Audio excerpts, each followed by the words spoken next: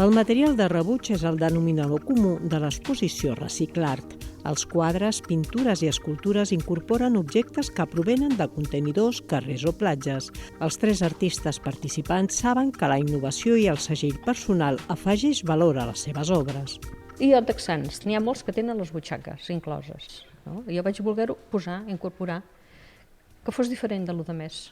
Perquè em van dir que la gent volia innovacions. Totes elles són materials que normalment trobo pel carrer, o sigui, una mica de síndrome de Diògenes, no? O sigui, recollir, però en aquest sentit és per fer art. Crear amb indumentària que ja no fem servir, peces que estan oblidades en els fons dels armaris.